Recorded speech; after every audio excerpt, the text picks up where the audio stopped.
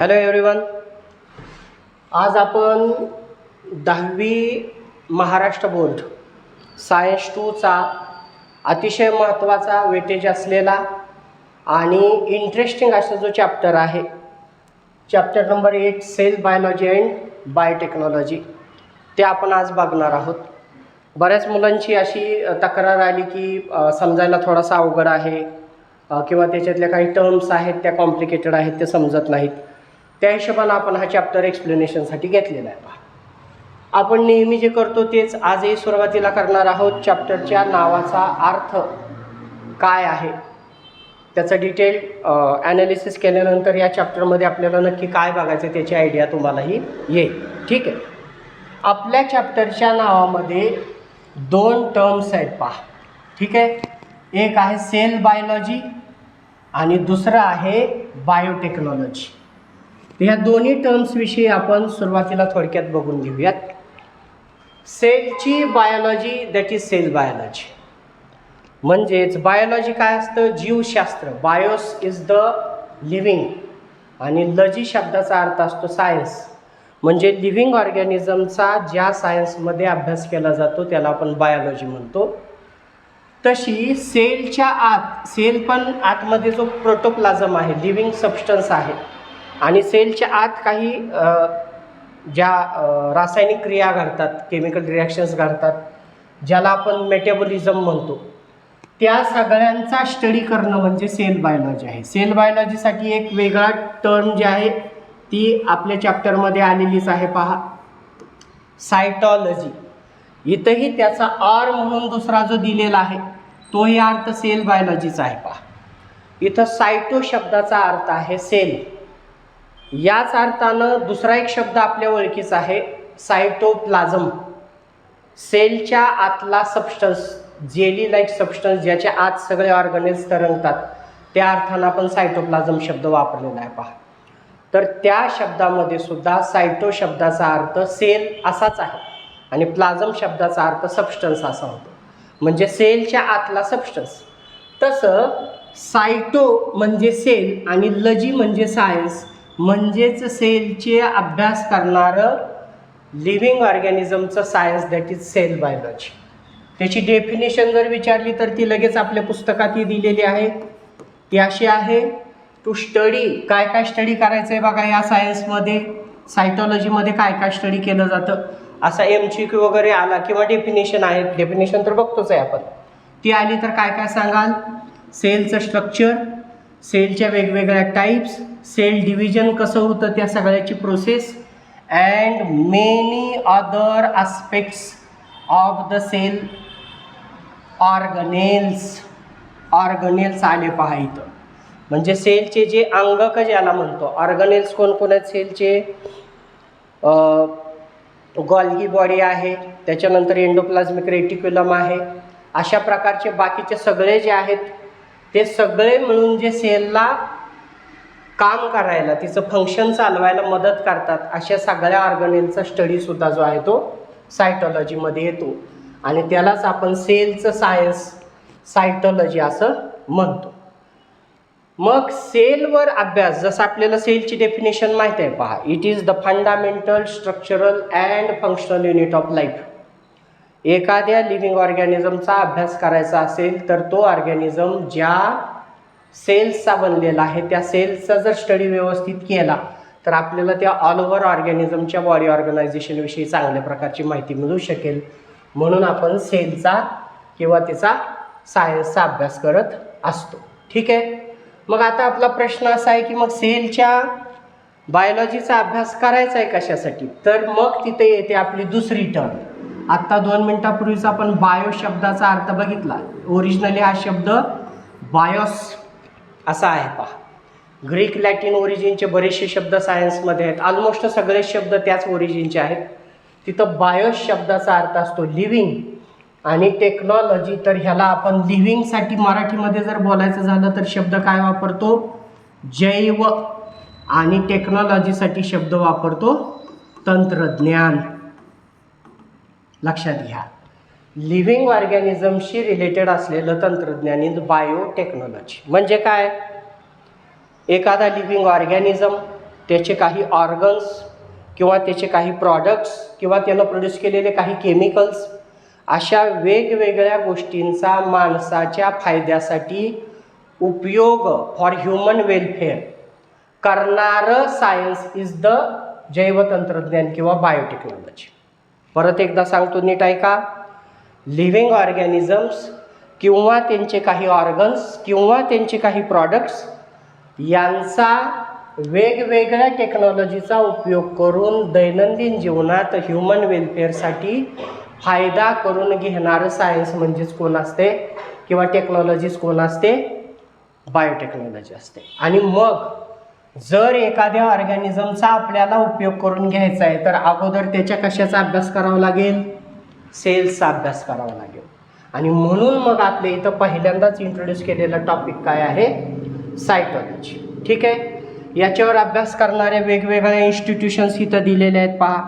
या इन्स्टिट्यूशन्सवर एक separate question असू शकतो आणि ते महत्त्वाचं आहे म्हणून आपण त्याला मोठ्या अक्षरांमध्ये बोल्ड लेटर्समध्ये लिहिलेलं आहे पहा इथं. आणि एक जी आहे ती अतिशय आपल्या जवळची जी इन्स्टिट्यूट आहे पुणेमध्ये असणारी, तुम्ही जर कधी सावित्रीबाई फुले युनिव्हर्सिटीमध्ये जाल पुणे युनिव्हर्सिटीमध्ये तर एंट्री केल्यानंतर उजव्या हाताच्या भागामध्ये याचं हेडक्वार्टर असलेलं आपल्याला दिसेल, national centre for cell science. आणि दुसरी महत्त्वाची जी संस्था आहे इनस्टेम, आपल्या पुस्तकामध्ये बेंगलोरमध्ये असणारी ही संस्था आहे. आपल्या पुस्तकामध्ये इनस्टेमचा लॉंग फॉर्म दिलेला नाही, तो विचारण्याची शक्यता ही तशी कमीच असेल. पण इन्स्टिट्यूट आणि ती कुठं आहे असा एखाद्या मार्काचा question fill in the blank, true or false वगैरे या फॉर्मॅटमध्ये आला तर तो आपल्याला माहीत असावा. National centre for cell science पुण्यात आहे आणि इनस्टेम जिचा लॉंग फॉर्म आहे institute for stem cell science. अतिशय महत्त्वाची गोष्ट, आपला पुढचा जो टॉपिक आहे तो तोच आहे पहा, स्टेम सेल्स. तर स्टेम सेल सायन्सचा स्टडी करणारी अँड रिजनरेटिव्ह मेडिसिन, रिजनरेशन नावाची टर्म जी आहे ती आपल्याला असेक्शुअल मोड ऑफ रिप्रोडक्शनमध्ये गेलेली आहे पहा, की एखाद्या सेलपासून किंवा ऑर्गॅनिझमच्या एखाद्या अंगापासून अख्खा ऑर्गॅनिझम बनवणं, त्याला आपण रिजनरेशन असा शब्द वापरलेला आहे. आणि स्टेम सेलसुद्धा याच प्रकारच्या कामासाठी असते, महत्त्वाची भूमिका निभावतात. म्हणून ही संस्था जी आहे ती खास त्याचं काम करते आणि तिच्या नावातच स्टेम आहे, तर ती संस्था आहे बेंगळुरूला. ठीक आहे. हे इंट्रोडक्टरी झाल्यानंतर वरचं अतिशय एक महत्त्वाची जी गोष्ट आहे ती आपली डिस्कशनमध्ये राहिली आहे, ती काय आहे? Tissue culture. आपल्या पुस्तकामध्ये सुरुवातीलाच एकदम चॅप्टरच्या पहिल्याच पार्टमध्ये पहा ही डायग्रॅम दिलेली आहे, परंतु इथं काही मोकळ्या जागा सोडलेल्या आहेत, की इथं एक बॉक्स आहे हा फिलअप करा, इथं एक बॉक्स आहे हा फिलअप करा, इथं एक बॉक्स आहे, इथं एक, एवढे बॉक्सेस आहेत. आणि असं म्हटलेलं आहे की इथं काय आहे? टिश्यू कल्चर तुम्ही ऑलरेडी 9वीमध्ये बघितलेलं आहे, ते इथं काय आहे ते सांगा. तर various processes in tissue culture असा आपला पहिलाच टॉपिक आहे. तर आता इथं थोडंसं तुम्हाला वाचायला दिसेल का नाही, पण मी रीड आउट करतो पहा. त्याच्या अगोदर टिश्यू कल्चर काय असतं थोडक्यात बघूयात. आपण प्लांट्समध्ये 2 प्रकारच्या टिश्यूज बघितलेल्या आहेत पहा. एक मेरिस्टेमॅटिक टिश्यू आणि दुसरी असते ती परमनंट टिश्यू म्हणून बघितलेली आहे तिला. बरोबर आहे. मेरिस्टेमॅटिक टिश्यू जिच्याकडं डिव्हाइड होण्याची ॲबिलिटी असते आणि डिव्हाइड होण्याची ॲबिलिटी असल्यामुळं तिच्यातल्या सेल ज्या असतात त्या एकदम एनर्जेटिक अशा असतात की ज्या नव्या नव्या भागांना जन्माला घालतात. जसं आपण एखाद्या रोपाचं कोवळं कोंब बघतो, तर तो जो कोंब असतो तो अंकुर ज्याला म्हणतो, तो फुटतो आणि वाढत जातो. तर झाडाच्या कोवळ्या भागामध्ये जे असतात त्या मेरिस्टेमॅटिक टिश्यूज असतात. अशाच एखाद्या झाडाचा कोवळा डिव्हाइड होऊ शकणारा अशा प्रकारचा, ज्याच्याकडे डिव्हिजनची ॲबिलिटी आहे, अशा प्रकारचा एखादा पार्ट, एखादा तुकडा बाजूला काढतो, म्हणजेच आपण त्याची काय घेतो? टिश्यू घेतो. ठीक आहे. त्याला काय म्हणतो? Bulb corm of source plant. Bulb corm तुम्हाला इथं दिसत नसेल तर मी थोडंसं मोठं लिहितो, बल्ब कॉर्म. ठीक आहे. आणि याला नंतर आपण डिव्हाइड करून लॅबमध्ये एखाद्या न्यूट्रिशन म्हणजे त्याला खाऊ पिऊ घालू शकेल आणि त्याची ग्रोथला मदत करू शकेल अशा मीडियममध्ये इथं बरणी दाखवली आहे पहा, अशा मीडियममध्ये त्याला टाकतो. त्याला इथं पहिली स्टेप काय नाव दिलेलं आहे, प्रायमरी ट्रीटमेंट. हीच नावं आपल्याला फिलअप करायची आहेत पहा तिथं. दिस इज प्रायमरी ट्रीटमेंट.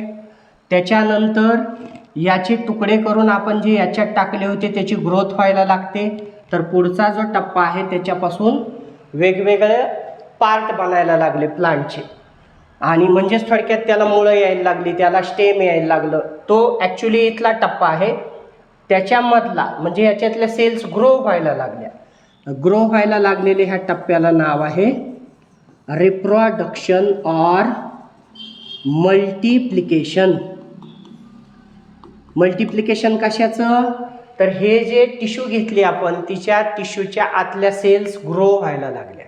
का, तर प्रायमरी ट्रीटमेंटमध्ये आपण त्याला अशा मीडियममध्ये टाकलं जे मीडियम त्याला खाऊ पिऊ घालणार आहे आणि त्याची प्रॉपर ग्रोथ व्हायला मदत करणार आहे. नंतर ते तिथून दुसऱ्या बरणीत टाकलं, तिथं त्याच्या सेल्स वाढायला लागल्या. त्या स्टेपला नाव दिलेलं आहे रिप्रोडक्शन ऑर मल्टिप्लिकेशन. त्याच्यानंतर पुढच्या न्यूट्रिएंट मीडियममध्ये टाकल्यावर तिथं त्याला शूटिंग, शूट म्हणजे माहीत आहे आपल्याला, शूट म्हणजे प्लांटचा जमिनीच्या वरचा पार्ट, शूटिंग, आणि रूटिंग म्हणजेच थोडक्यात काय, तर याला या इथं फक्त तो सेलचा गोळा होता, त्याला कॅलस असा शब्द आहे पहा. तो कॅलस शब्द इथं आलेला नाही, थोडक्यातच दिलं आहे त्यांनी. आणि तो कॅलस घेऊन आपण त्याला मशीनमध्ये फिरवून त्याचे अनेक पार्ट पाडतो आणि ते वेगवेगळ्या टेस्ट ट्यूबमध्ये टाकून त्या प्रत्येक वेगवेगळ्या टेस्ट ट्यूबमध्ये त्याची ग्रोथ व्हायला लागते. आणि मग त्याला पानं फुटायला लागतात, शेंडा फुटायला लागतो, अंकुर कोंब फुटायला लागतो, त्याला मुळं यायला लागतात. या स्टेजला नाव आहे शूटिंग अँड रूटिंग. म्हणजेच त्या सेलच्या मासला, गोळ्याला आता पानं उगवायला लागली आणि मुळं यायला लागली. म्हणजेच काय, तर थोडक्यात एका टिश्यूपासून एक रोप तयार झालं. आणि इथं तयार झालेली रोपं तुम्ही नर्सरीमध्ये छोटे छोटे ट्रे बघितले असतील पहा, एकदम नाजूक रोपं जी असतात ती ट्रेमध्ये लावलेली असतात आणि त्यांनी थोडासा जीव धरला की त्याला काढून परत मातीत लावत असतो आपण, ठीक आहे. तशा प्रकारची ट्रे इथं दिसत असतील तुम्हाला. तर अगोदर इथून काढून याला, या स्टेजला नाव आहे प्रायमरी हार्डनिंग. Primary hardening. आणि या स्टेपला नाव आहे सेकंडरी हार्डनिंग. असं करून तुम्ही एक नवी प्लांट जन्माला, हे रोपटं परत मातीत लावलं की एक अख्खी मोठी प्लांट तयार होते, जन्माला येते.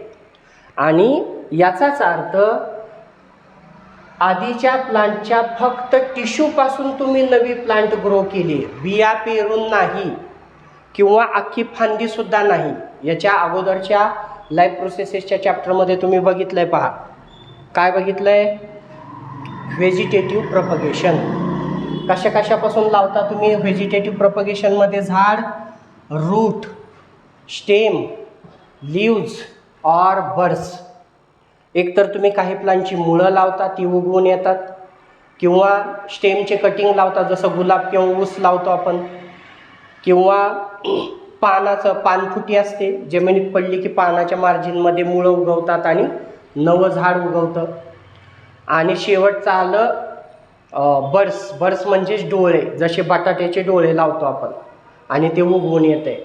असं काहीही न लावता तुम्ही एका प्लांटमधल्या डिव्हिजनची ॲबिलिटी असणाऱ्या टिश्यूचा तुकडा घेतला आणि त्या तुकड्यावर वेगवेगळ्या प्रोसेसेस करून तुम्ही एक जशीच्या तशी नवी प्लांट जन्माला घातली. इथं कुठेही तुम्ही बी वापरलेलं नाही. टिश्यू कल्चर, इथं पण दोन शब्द आहेत पहा.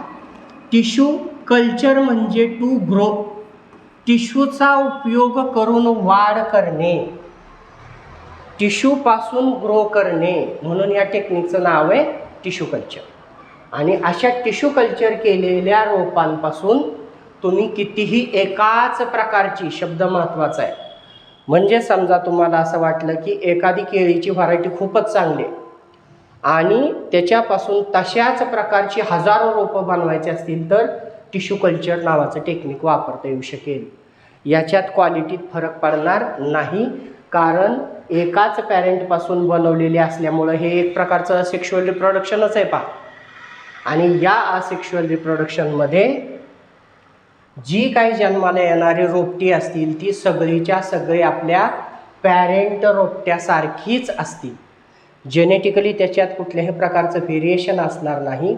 आणि या कारणामुळं त्याला येणाऱ्या फळांची क्वालिटी ही तुम्ही ओरिजिनली ज्याचा हा कॉर्म काढला आहे, बल्ब कॉर्म म्हणजे कोवळा भाग, कोवळी टिश्यू ज्या झाडाचा काढला आहे त्याच झाडाच्या क्वालिटीची फळं तुम्हाला मिळतील. आणि अशा पद्धतीनं ग्रो केलेली, याचं ॲडव्हान्टेज काय मग टिश्यू कल्चरचं? अशा पद्धतीनं बनवलेली रोपं ही कमी काळात जन्माला येतात, पाहिजे तितकी जन्माला येतात. ऐन लागवडीच्या सीझनमध्ये तुम्हाला रोपांचा तुटवडा जाणवत नाही, यांची रोगप्रतिकारक क्षमता जी असते ती चांगली असते आणि हे कमी काळामध्ये चांगले ग्रो होतात. म्हणजे तुमचं उत्पन्न जे आहे ते कमी काळामध्ये यायला सुरुवात होते. अशा अनेक कारणांनी टिश्यू कल्चर केलेली जी रोपं असतात ती ॲडव्हान्स ठरतात. ठीक आहे, हे झालं आपल्या चॅप्टरचा इंट्रोडक्टरी पार्ट. याच्यानंतरचा अतिशय महत्त्वाचा पार्ट जो आपला पुढचा आहे तो आहे स्टेम सेल्स. आता स्टेम सेल्स बघण्याच्या अगोदर स्टेम सेल्स असतात कुठं ते अगोदर बघूयात. आणि याच्यासाठी आपल्याला आपला जो मागचा लाईफ प्रोसेसेसमधला आपण रिप्रोडक्शन पार्ट बघितलेला आहे त्याला थोडंसं रिमाइंड करावं लागेल. ठीक आहे, बघा इथंच एका बाजूला लिहितो आपण. काय बघितलेलं होतं? ह्युमनमधलंच रिप्रोडक्शन बघूयात. ह्युमनच्या रिप्रोडक्शनमध्ये काय बघितलेलं होतं? स्पर्म सेल्स आहेत, एक सेल आहे आणि ह्या दोघांचं काय झालं? फर्टिलायझेशन. स्पर्म सेल हॅप्लॉइड आहे. हॅप्लॉइड म्हणजे त्याच्यात निम्न जेनेटिक मटेरियल असतं, हे डिस्कस करून झालेलं आहे पहा रिप्रोडक्शनच्या चॅप्टरमध्ये. दिस इज स्पर्म, दिस इज एक सेल आणि ह्या दोन्ही हॅप्लॉइडचं एकत्र येऊन फर्टिलायझेशन झाल्यावर जे बनतं ते असते डिप्लॉइड. अशा प्रकारची सेल झायगोट. म्हणजे कुठलाही ऑर्गॅनिझम कितीही मोठा असो कितीही लहान असो त्याच्या जन्माची, त्याच्या आयुष्याची, त्याच्या जीवनाची सुरुवात ही सिंगल सेलनंच होते. हत्ती जरी असलं तरी त्याच्या जन्माची सुरुवात एका छोट्याशा सेलपासूनच होते. ठीक आहे, आणि ही अशी जी जीव जन्माला येण्याच्या प्रोसेसमधली पहिली सेल आहे ती आहे झायगोट. आणि याच्यानंतर हे झायगोट जे असतं ते डिवाइड व्हायला लागते. म्हणजेच काय? त्याच्या सेलच्या संख्या वाढायला लागतात. एका सेलच्या 2 सेल, 2च्या 4, 4च्या 8, 8च्या 16, 32 असं करत करत करत तो सेलचा गोळा जो असतो तो वाढायला लागतो. ठीक आहे, झायगोट वाढल्यानंतर त्याला पुढं म्हणतात एम्ब्रियो. एम्ब्रियोविषयी पण आपण रिप्रोडक्शनमध्ये बोललेलो आहोत पहा. आणि एम्ब्रियो पुढं वाढल्यानंतर त्याला म्हणतात फिटस. आणि फिटस फायनली जन्माला घालतंय ऑफस्प्रिंग. ऑफस्प्रिंग म्हणजेच कुठल्याही ऑर्गॅनिझमचं पिल्लू. ही सिक्वेन्स नीट समजली का बघा. ठीक आहे, आता नेचरमधली अतिशय अमेझिंग गोष्ट आपण बघणार आहोत. लक्षात घ्या, इथं काय म्हटलं आपण? ऑर्गॅनिझमच्या जन्माची सुरुवात पप्पा मम्मीकडून घेतलेल्या जेनेटिक मटेरियलकडून पहिल्यांदा जे जन्मलं झायगोट त्याच्यापासून होते. ठीक आहे, आणि झायगोट पुढं ग्रो होते एम्ब्रिओमध्ये. पण आता मूळ मुद्दा असा आहे, एम्ब्रिओला पुढं हात, पाय, कान, नाक, डोळे वगैरे डेव्हलप व्हायला लागले की मग आपण त्याला फिटस म्हणतो आणि फायनली ते पिल्लू जन्माला येते. आता विचार करायची गोष्ट अशी आहे, आपल्या डोळ्यांनी आपण बघतो, कानाने ऐकतो, मेंदूनं विचार करतो, हातापायाने मूवमेंट करतो. हातापायांच्या मूवमेंट करायला आपल्या बॉडीमध्ये मसल्स आहेत. पण काय या सगळ्या ऑर्गनच्या सेल्स एकाच प्रकारच्या आहेत का? तर याचं उत्तर आहे नाही. डोळ्याच्या सेल्स वेगळ्या आहेत, जिभेच्या सेल्स वेगळ्या आहेत, कानातल्या सेल्स वेगळ्या आहेत, स्किनच्या सेल्स वेगळ्या आहेत, आतड्यांच्या सेल्स वेगळ्या आहेत, हार्टच्या सेल्स वेगळ्या आहेत, ब्रेनच्या सेल्स वेगळ्या आहेत. पण इथं काय बघितलं आपण? सगळ्याची सुरुवात तरी एका सेलपासून झाली होती. अमेझिंग गोष्ट ही आहे, लक्षात घ्या. याचा अर्थ प्राणी जन्म कुठलाही ऑर्गॅनिझम म्हणजे इवन झाडंसुद्धा जन्माला येताना त्याच्या जन्माची सुरुवात एका सेलपासून झाली, तर तिथं तर एवढ्या वेगवेगळ्या प्रकारच्या सेल्स नव्हत्या. तिथं ना डोळ्याच्या सेल्स होत्या, ना आतड्याच्या सेल्स होत्या, ना हार्टच्या सेल्स होत्या, ना लंगच्या सेल्स होत्या. मग नंतर एवढ्या वेगवेगळ्या प्रकारच्या सेल्स आल्या कुठून? त्याचं उत्तर आहे स्टेम सेल्स. म्हणजे फर्टिलायझेशन झाल्यानंतर सुरुवातीच्या काही दिवसात, साधारणतः 2 आठवडे 14 दिवस, जो सेलचा गोळा असतो त्याच्यातल्या सगळ्या सेल्स एकाच प्रकारच्या असतात आणि तिथून पुढं मात्र त्या डिवाइड होऊन वेगवेगळं रूप घ्यायला लागतात. म्हणजे काय? एका प्रकारच्या सेलमधून वेगवेगळ्या प्रकारच्या सेल्स जन्माला यायला लागतात. आपल्या शरीरामध्ये साधारणतः 220 पेक्षा थोड्याशा अधिक एवढ्या सेल्स आहेत, लक्षात घ्या. आणि त्या सगळ्या सेल्स ह्या छोट्याशा सेलच्या गोळ्यातूनच जन्माला येतात, वेगवेगळे रूप घेतात. त्याला म्हणतात डिफरन्सिएशन. म्हणजे ओरिजिनली एकाच प्रकारच्या असलेल्या सेल्स आता वेगवेगळ्या रूपात डेव्हलप व्हायला लागल्या आणि मग त्याच्यातून बनायला लागते आपल्या शरीराचे वेगवेगळे ऑर्गन्स अँड ऑर्गन सिस्टीम्स. त्याच प्रकारच्या सेल्समधून डोळे बनत आहेत, त्याच प्रकारच्या सेल्समधून ब्रेन न्यूरॉन्स बनत आहेत, त्याच प्रकारच्या सेल्समधून किडनीज बनत आहेत, त्याच एकाच प्रकारच्या सेल्समधून आपल्या शरीराचा कानाकोपरा बनतोय, रक्ताच्या सेल्स बनत आहेत. मग अशा ज्या सेल्स आहेत, याचा अर्थ असा झाला, सुरुवातीला असलेल्या एकाच प्रकारच्या सेल्सनी अख्खा ऑर्गॅनिझम जन्माला घातला. म्हणजे अशा सेल्स ज्यांच्याकडं अख्खा जीव बनवायची ॲबिलिटी आहे त्यांना म्हणतात स्टेम सेल्स. आणि या सेल्स फर्टिलायझेशन झाल्यानंतर सुरुवातीच्या काहीच दिवस आपल्या शरीरात असतात. आपल्या शरीरात इन द सेन्स ते जे पिल्लू जन्माला यायला लागले त्याच्या. मोठं झाल्यानंतरही काही भागात आपल्या स्टेम सेल्स सापडतात. त्या कुठं ते आपण खाली डिस्कशनमध्ये बघूयात.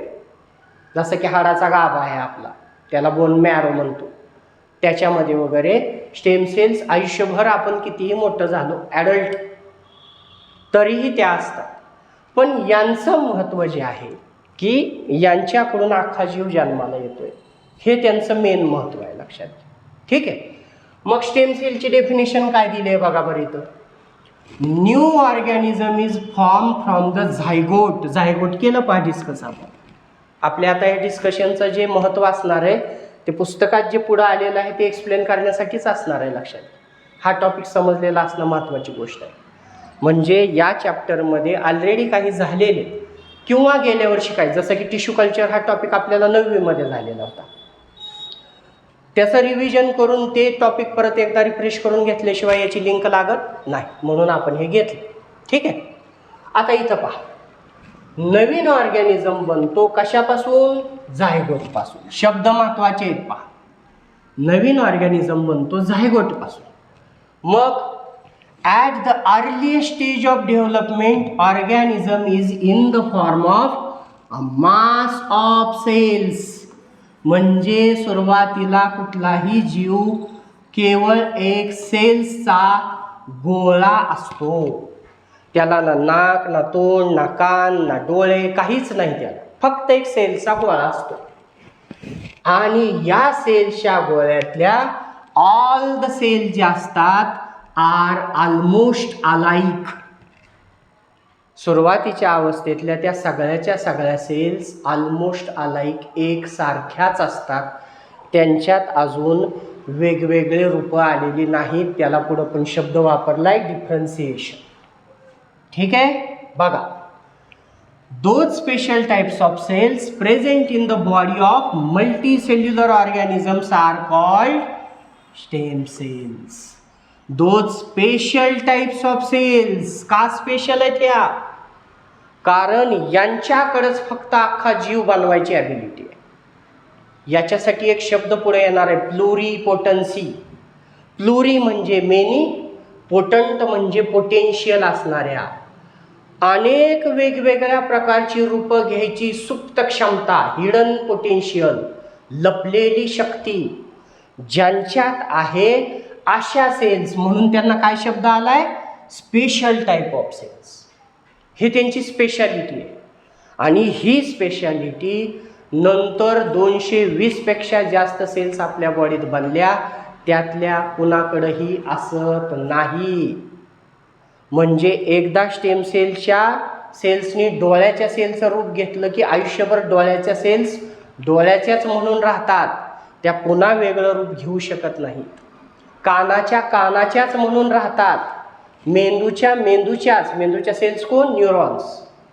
म्हणजे एकदा ते रूप घेतलं की आयुष्यभर त्या तेच काम करतात, पुन्हा आपलं रूप बदलू शकत नाहीत.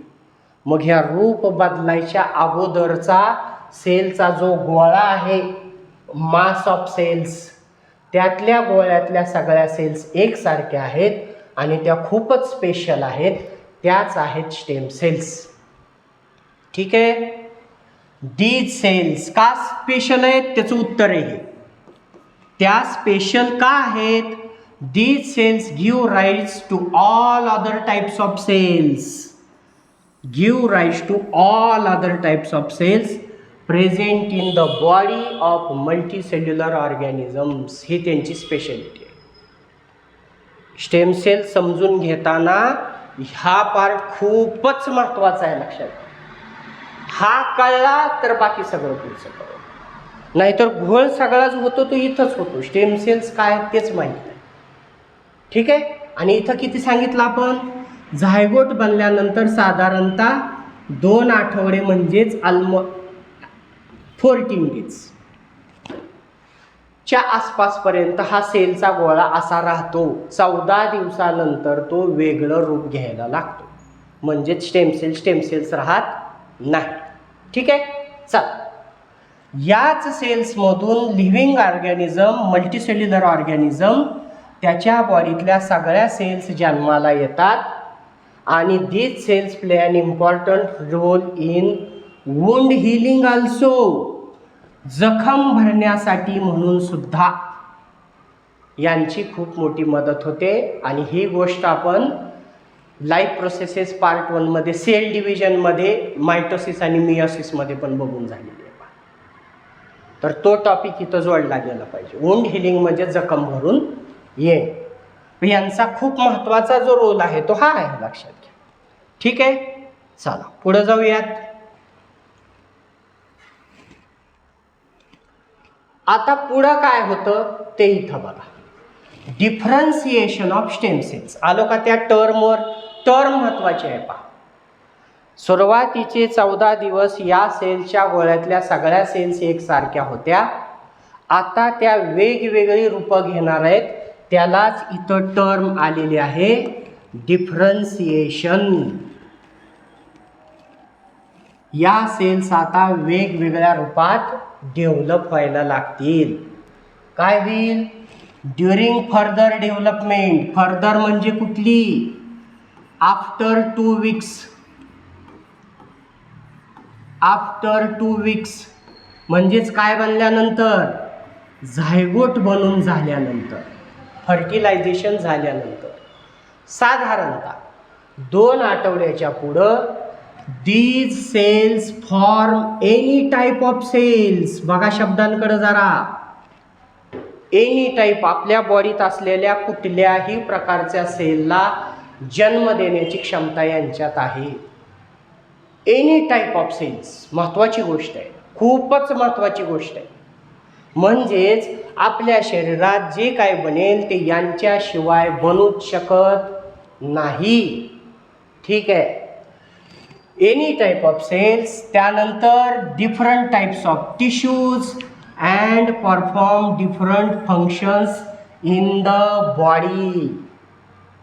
म्हणजे सुरुवातीला एकसारख्या असणाऱ्या सेल्सनी आपल्या बॉडीतल्या वेगवेगळ्या टाईपच्या सेल्स बनवल्या, टिश्यूज बनवल्या आणि आता आपल्या बॉडीची वेगवेगळी कामं चालू झाली.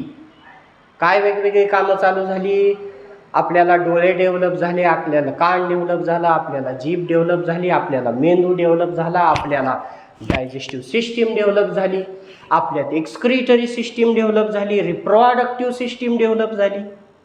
ही सगळी कामं आपल्या बॉडीनं चालू केली. पण हे सगळी कामं चालू होण्याच्या अगोदर त्या सगळ्या सिस्टीमला जन्म दिला तो स्टेम सेल्सनी. आणि अशा वेगवेगळ्या प्रकारच्या पार्टला बनणं हेच आहे डिफरन्सिएशन ऑफ स्टेम सेल्स. ठीक आहे. पण आता इथं पण आला पहा.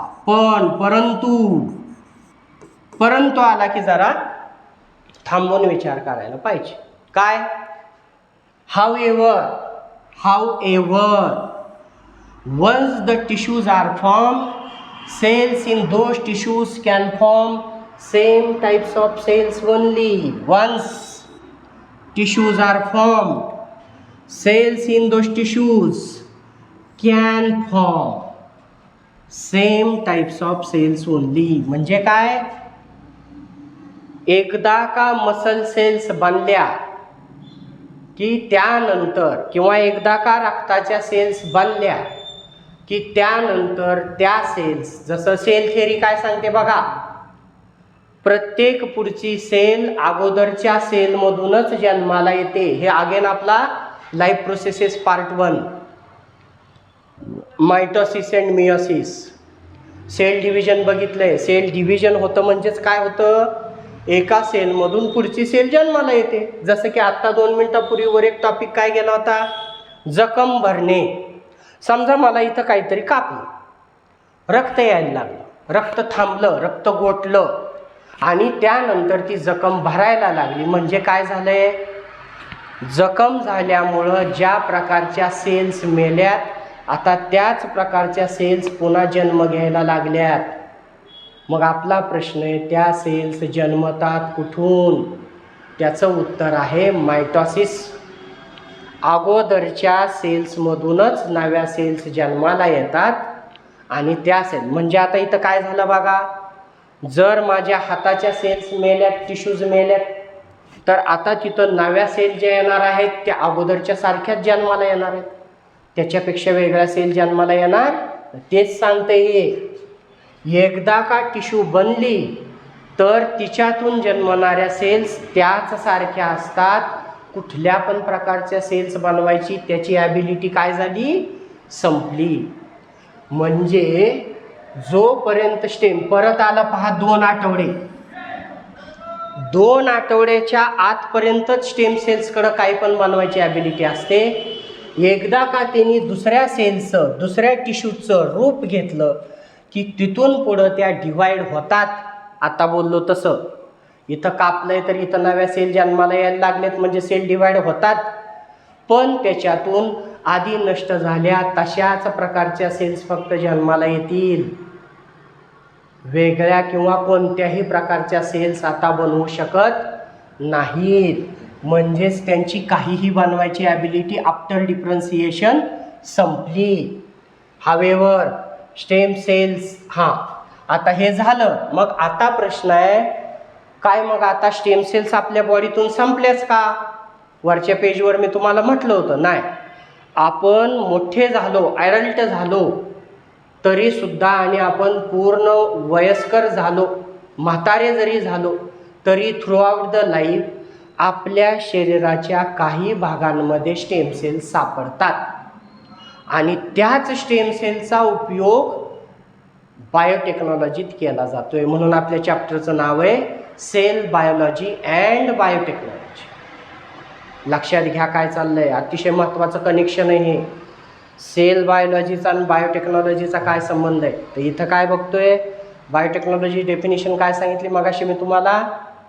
कुठलाही लिव्हिंग ऑर्गॅनिझम किंवा त्याचे प्रॉडक्ट्स किंवा त्याचे पार्ट्स, जसं की लिव्हिंग ऑर्गॅनिझमचा पार्ट आहे सेल्स, त्यांचा उपयोग ह्युमन वेलफेअर, माणसाच्या कल्याणासाठी किंवा मानवी जीवनासाठी काहीतरी बनवण्यासाठी करण्याची टेक्नॉलॉजीच आहे बायोटेक्नॉलॉजी.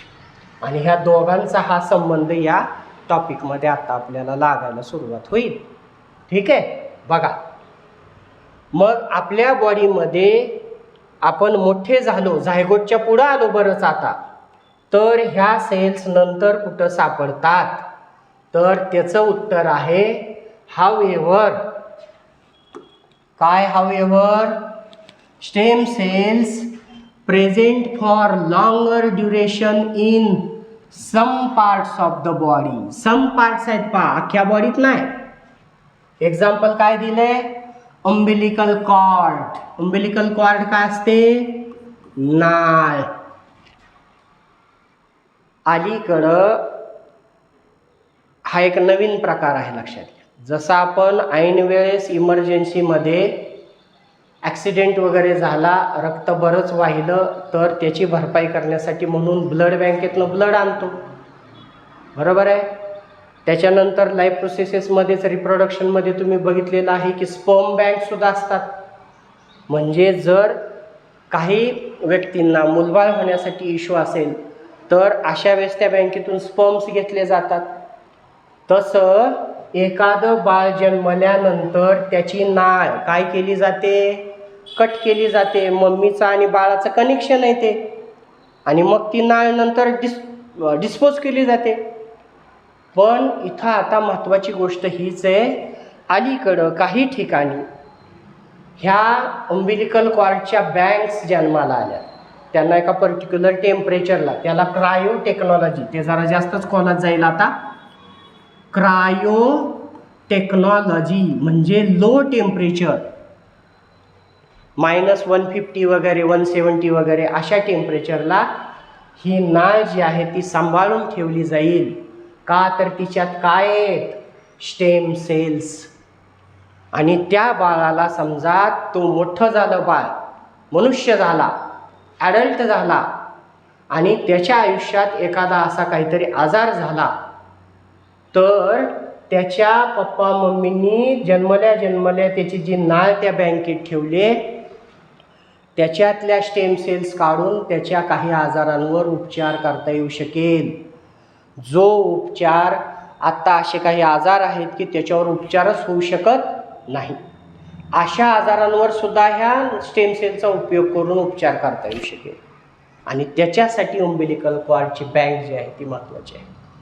त्यामुळं बाळ जन्मल्यानंतर त्याच्या नाळेत हे जे आहे स्टेम सेल्स असतात. नंतर in the blastocyst stage of embryonic development, मगाशी गेली आपली स्टेज. झायगोटची झाली एम्ब्रियो, एम्ब्रियोचं झालं फिटस, फिटसचं झालं पिल्लू. तर एम्ब्रियो स्टेजमध्ये असताना मगाशी काय बोललो आपण? झायगोट जे असतं ते डिव्हाइड व्हायला लागते, म्हणजे त्याच्या सेल्स वाढायला लागतात. 1च्या 2, 2च्या 4, 4च्या 8, 8च्या 16, 32, डबल डबल डबल डबल. अशाच एका सेलच्या गोळ्याच्या स्टेजला नाव असते ब्लास्टोसिस्ट. जसं झायगोट मोठं मोठं होऊन एम्ब्रियो व्हायला लागते, त्याच्यात 12वीला वगैरे गेला की तुम्हाला हे सगळं कळेल पहा, त्याच्यात आहे डिटेल. मोरुला, ब्लास्टुला अशा प्रकारच्या त्या सेलच्या गोळ्यांना, त्याच्यात किती सेल्स आहेत तशी नाव आहेत. तर त्याच्यातली एक स्टेज आहे ब्लास्टोसिस्ट, एम्ब्रियॉनिक डेव्हलपमेंट. त्या ब्लास्टोसिस्टमध्ये सुद्धा स्टेम सेल्स असतात. ठीक आहे. त्याच्यानंतर दुसरा आहे red bone marrow. Bone marrow म्हणजे हाडाचा गाभा समजण्यासाठी. आणि आपल्या हाडाच्या आत, हाडाच्या गाभ्यात कलरवरून 2 पार्ट असतात, white bone marrow and red bone marrow. आपल्या ज्या सेल्स असतात, red blood cells and white blood cells, त्या हाडाच्या गाभ्यात जन्मतात आणि मग रक्तात येतात. म्हणजे आपल्या शरीरातल्या सेलच्या जन्माचं ठिकाण कोण आहे?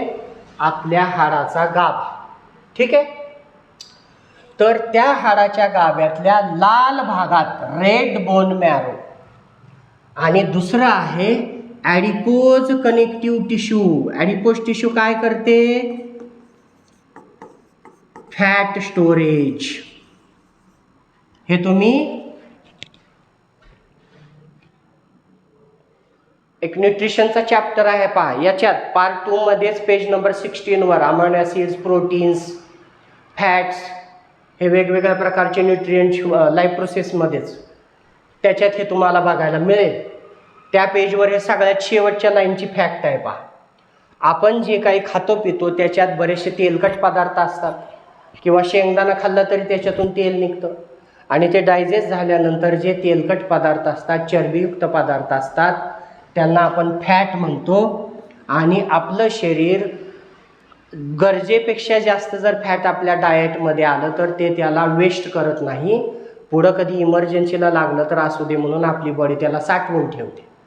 पण हे आहारात आलेलं एक्स्ट्राचं फॅट साठवतं कोण? त्या टिश्यूचं नाव आहे ॲडिपोस टिश्यू. ठीक आहे.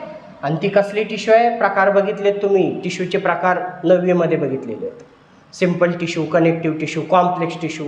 कॉम्प्लेक्स टिश्यूचा प्रकार कनेक्टिव्ह टिश्यू. ठीक आहे. तर ह्या ॲडिपोस टिश्यूमध्ये सुद्धा स्टेम सेल्स सापडतात. कुणाच्या?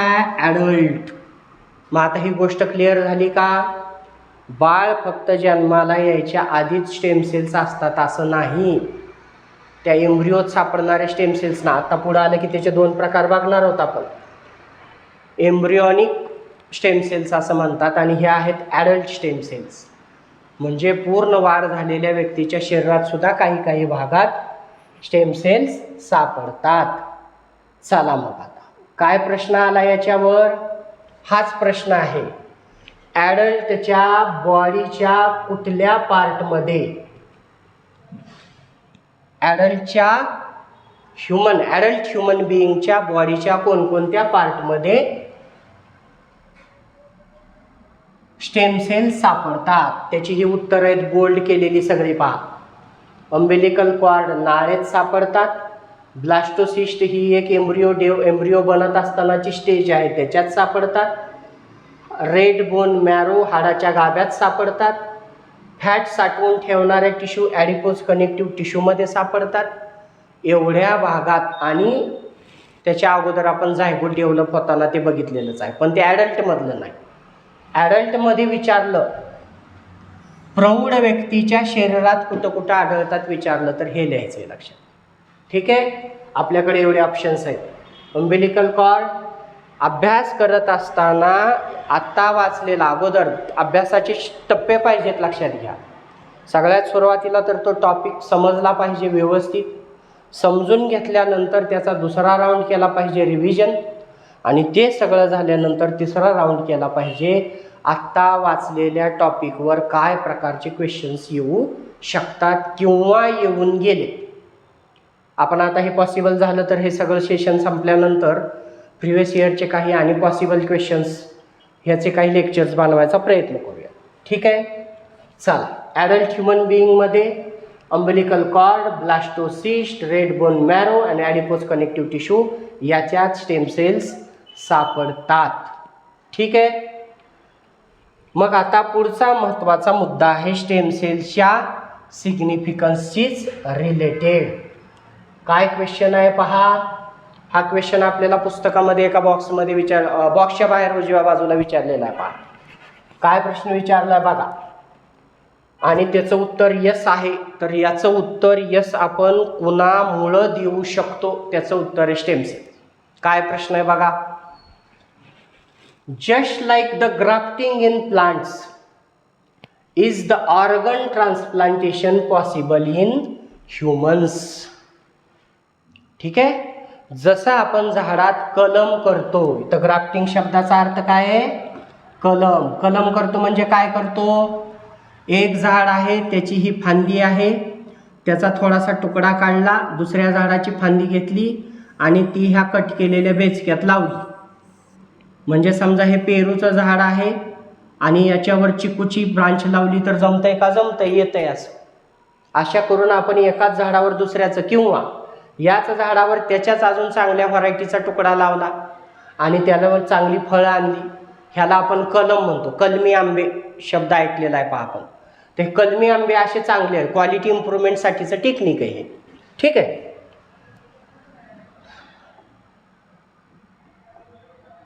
ओके. चला येऊ द्यात. तर जसं आपण झाडात कलम करतो तसं ह्युमन बिईंग्समध्ये ऑर्गन ट्रान्सप्लांटेशन, एका व्यक्तीचा अवयव दुसऱ्या व्यक्तीला लावता येतो का?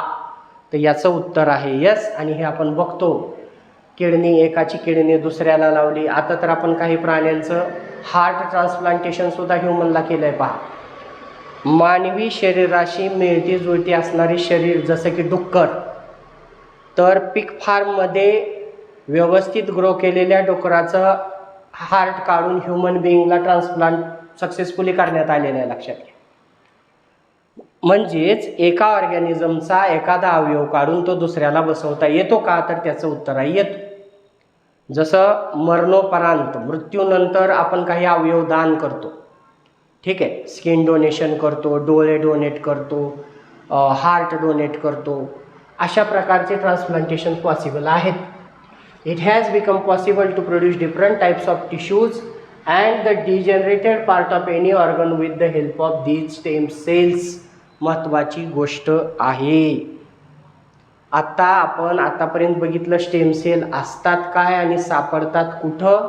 इथं आपण स्टेम सेलचं ॲप्लिकेशन बघतोय. स्टेम सेल्स काय आहेत हे आपण ऑलरेडी बघितलं आहे. अशा सेल्स ज्यांच्याकडं आपल्या शरीराचा कोणताही भाग पूर्णतः बनवायची क्षमता आहे. मग त्याचा फायदा काय झालेला आहे बघा इकडं. इट हॅज बिकम पॉसिबल, काय possible? To produce different types of tissues and degenerated part of any organ. Degenerate म्हणजे नष्ट झाला. एखाद्या अवयवाचा काही भाग नष्ट झालाय आणि त्याच्यामुळं आपल्या शरीरातल्या त्या अवयवाची कार्यक्षमता कमी झाली आहे, तर त्या जागी त्याची पुन्हा वाढ करता येऊ शकते का? त्याचं उत्तर आहे यस. कोणामुळं? With the help of these stem cells. म्हणजे आपल्या शरीरातल्या काही टिश्यूज खराब झाल्या, त्या पुन्हा बनवता येतात का? येतात. कोणानं? Stem cells. जसं आपल्या शरीराची टेंडन्सी आहे, काही कारणानं कुठल्याही सेलचं टिश्यूचं नुकसान झालं तर आपल्या शरीराकडं निसर्गतःच हिलिंग कपॅसिटी आहे, हिलिंग पॉवर आहे. म्हणजे ते त्याला बरं करतंय. नष्ट झालेल्या, जसं मगाशी बघितलं, जखम झाली तर त्याला परत भरून आणू. म्हणजे हे एक प्रकारचं लिमिटेड रिजनरेशनच आहे. लक्षात घ्या. तुम्ही प्लॅनेरियाचं एक्झाम्पल बघितलेलं आहे रिजनरेशनमध्ये, की त्याच्या बॉडीचे कितीही तुकडे झाले तरी त्या प्रत्येक तुकड्यापासून अख्खा प्लॅनेरिया बनतो. आपल्या शरीराकडं एवढी रिजनरेटिव्ह ॲबिलिटी नाही, पण जखम भरणं हा सुद्धा एक लिमिटेड रिजनरेशनचाच प्रकार आहे. ठीक आहे. मग जर आपल्या शरीराकडं हे लिमिटेड आहे तर याला वाढवता येऊ शकतं का? तर येऊ शकतं. आपल्या शरीरामध्ये 2 अवयव असे आहेत, जसं हार्ट अटॅक आला एखाद्याला तर ऑक्सिजनचा सप्लाय कमी झाल्यामुळं हार्टचे मसल्सच्या सेल्स असतात त्या काही प्रमाणात मरतात आणि त्या पुन्हा कधीही बनत नाहीत. मेंदूच्या सेल्स, न्यूरॉन्स, जसा विस्मृतीचा आजार आहे पहा, डिमेन्शिया, ठीक आहे, किंवा त्याला काय म्हणूयात आपण, ओके ठीक आहे, विस्मृतीचा आजार, विस्मरण, ठीक आहे. तर आता विस्मृतीचा आजार सांगताना मलाच आठवलं नाही, माझंच विस्मरण झालं. तर विस्मरण का होतं? त्याचं रिझन काय आहे? आपल्या ज्या ब्रेनच्या मेमरीच्या सेल्स आहेत त्याच्यातल्या काही सेल्स, इथं शब्द आला डिजनरेट, नष्ट होतात काही कारणाने, आणि अशा नष्ट झालेल्या सेलच्या जागी नव्या सेल्स बनत नाहीत. मग आता काय त्याच्यावर उपायच नाही का? तर त्याचं उत्तर आहे की नाही, आहे. अशा नष्ट झालेल्या सेल्स आपण स्टेम सेलच्या मदतीनं पुन्हा बनवू शकतो. येणाऱ्या काही काळामध्ये हे फुल फ्लेज ॲप्लिकेशनमध्ये दिसेल, आपल्याला लक्षात घ्या. आणि त्यामुळं सायंटिस्टना याचं स्टेम सेल एवढं का महत्त्वाचं आहे त्याच्या नावानं आपल्याला अख्ख्या चॅप्टरमध्ये एवढ्या ठिकाणी एवढ्या वेळा का बोललं जाते, तर हे येणाऱ्या काळात मेडिकल फील्डमध्ये रिव्होल्यूशन आणणार आहे. लक्षात घ्या. आता जसं म्हटलं आपण की काय ऑर्गन ट्रान्सप्लांटेशन करता येऊ शकतं, पण त्याला बरेच कुटाणे असतात.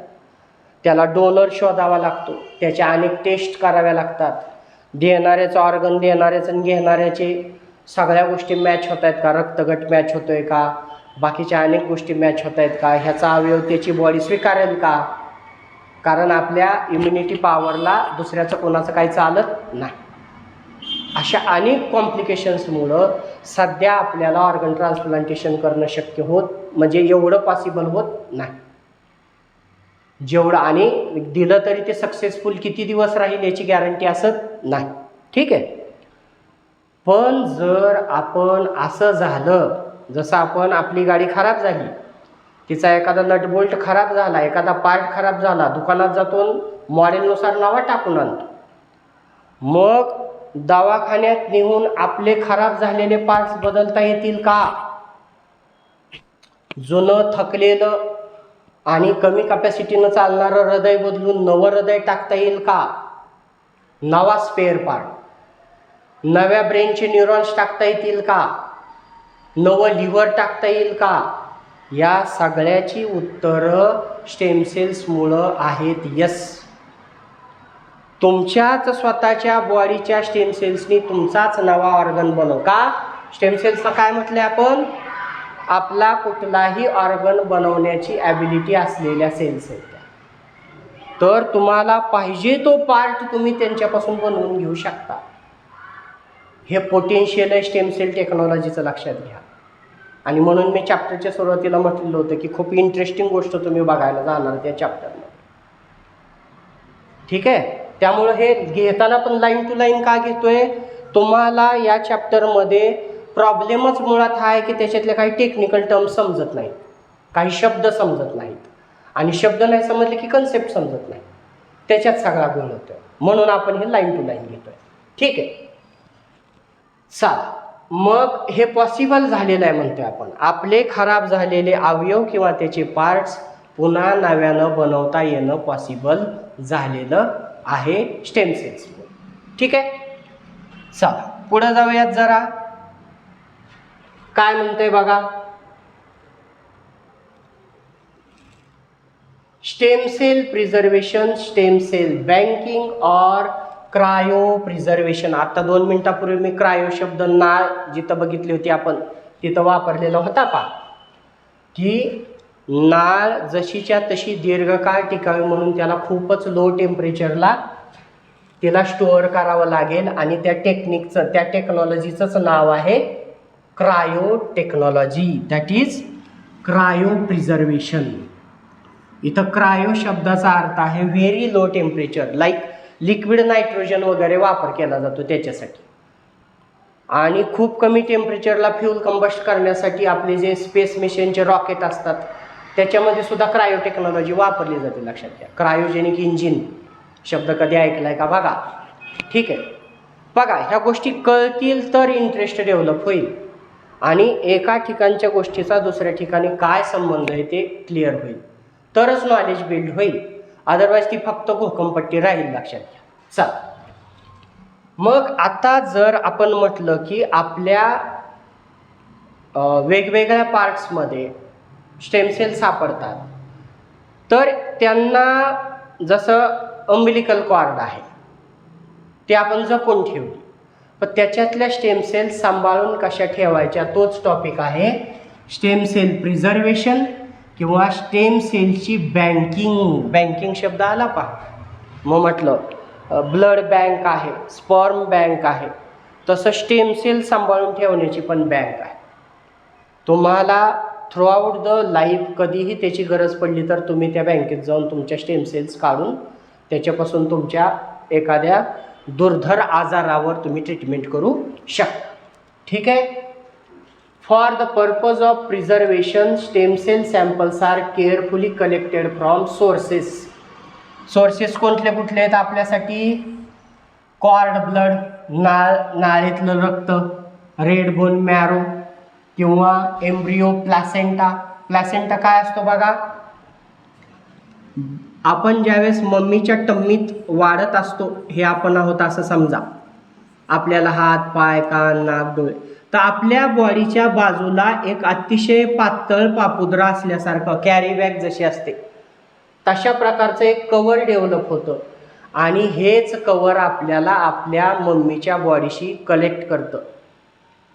मम्मीनं काय खाल्लंय पिल्लंय त्याच्यातले न्यूट्रिएंट्स आपल्याला प्लासेंटामधून मिळतात आणि आपल्या बॉडीतनं तयार झालेली वेस्ट, जसं की आता काय वेस्ट टाकतो बॉडीतनं आपण रेस्पिरेशन करतोय तर कार्बन डायऑक्साईड टाकतोय, मग त्यावेळेस कुठं टाकायचा, तर तो आपल्या रेस्पिरेशन आपल्या बॉडीच्या मेटाबॉलिझममधनं तयार झालेली सगळी वेस्ट रक्तातून वाहत वाहत आपल्या मम्मीच्या बॉडीला देण्याचं काम हा प्लासेंटाच करतो. म्हणजे एक प्रकारचं न्यूट्रिटिव्ह कवर. तुम्ही परत रिप्रोडक्शन इन प्लांट्समध्ये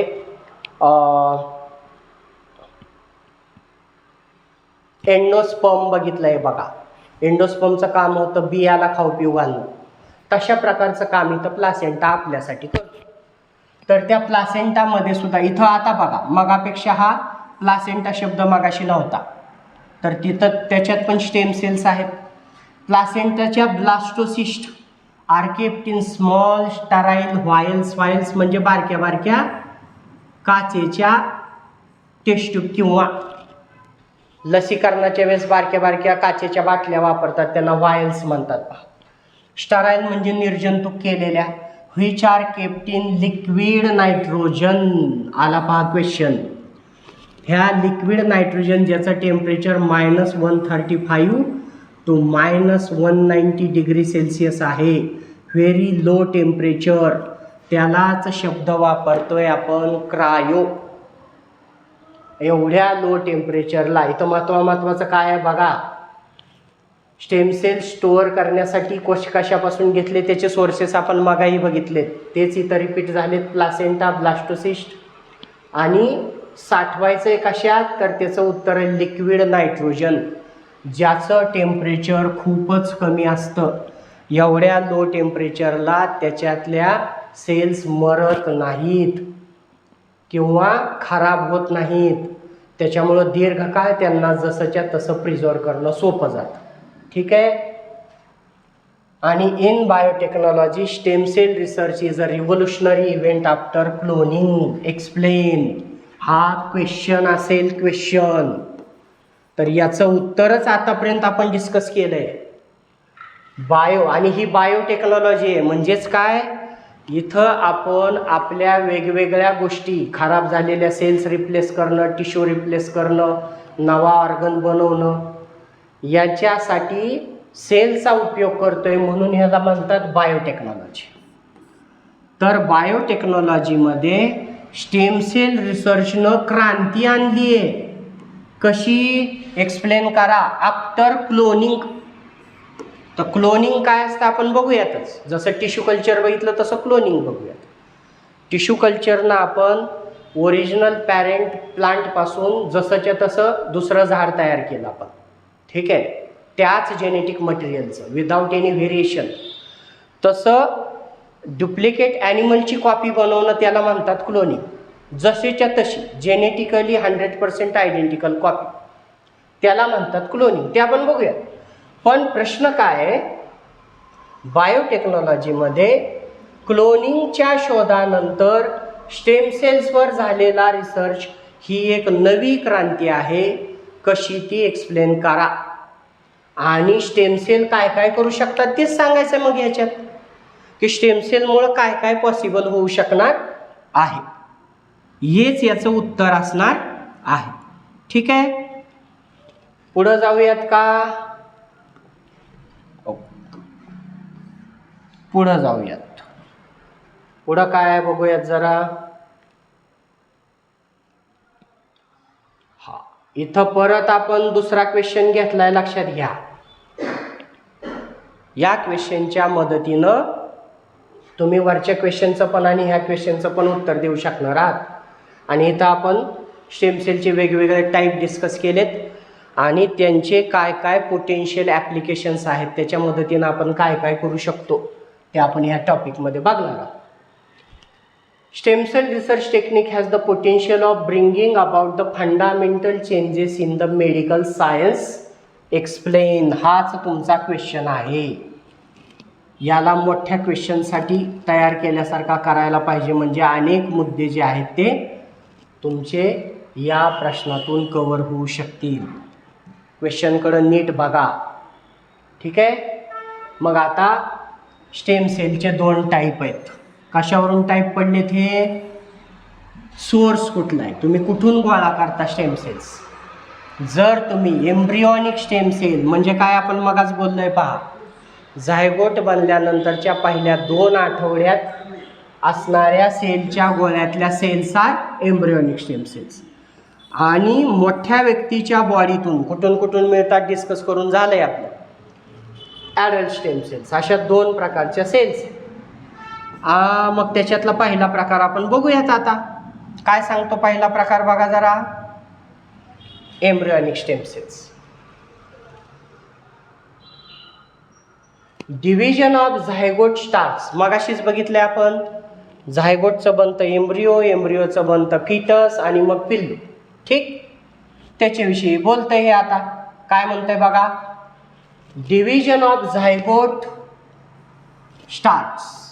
मग डिव्हिजन झाल्यावर कन्व्हर्टेड इनटू एम्ब्रिओ. एम्ब्रिओ नंतर cells undergo repeated mitotic division, म्हणजेच मायटोसिस होतं. तिथं सेलचा गोळा वाढायला लागतो आणि मग सेल डिफरन्शिएट होतात. कधी? From 14th day of conception. Conception म्हणजेच फर्टिलायझेशन झाल्यापासून. फर्टिलायझेशन झाल्यापासून 14व्या दिवसानंतर. मागचं परत आठवा, काय म्हटलेलं होतं? सुरुवातीला त्या सेलच्या गोळ्यातल्या सगळ्या सेल्स आर ऑलमोस्ट अलाइक, हे शब्द होते तिथं. एकसारख्याच सेल्स असतात, पण 14व्या दिवसानंतर त्या वेगवेगळे रूपं घ्यायला लागतात. त्याला आपण टेक्निकल टर्म काय वापरलेली होती? डिफरन्सिएशन. आणि तिथं हाऊ एव्हर आलं होतं, आठवतंय का? एकदा का डिफरन्सिएशन झालं की त्या सेल्स आता अख्खी बॉडी बनवू शकत नाहीत. त्या सेल्स त्या प्रकारच्या सेल्स बनून राहतात. त्यांना आता वेगळं रूप घेता येत नाही. त्या फक्त तेवढ्याच प्रकार. त्याच्या आधी हे करायचं काय असेल ते. 14व्या दिवसाच्या अगोदरच तुम्हाला जर त्या स्टेम सेल्स पाहिजे असतील तर त्या कलेक्ट करायच्यात. ठीक आहे. पण इथे एक प्रॉब्लेम आहे त्याच्याविषयी, तो आपण पुढे डिस्कस करू. जर डिफरन्सिएशन झालं which leads to formation of cells of different organs. Cells of different organs तयार व्हायला लागतात. लाईक इथं परत मॅच द पेअर येऊ शकतं पहा. ऑस्टिओ. मगाशी साईट शब्दाचा अर्थ काय सांगितला आपण सायटॉलॉजी शब्द बघताना? साईट म्हणजे सेल. ऑस्टिओसाइट.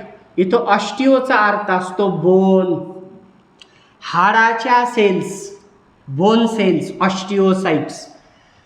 हिपॅटो. हिपॅटो शब्दाचा अर्थ असतो लिव्हर.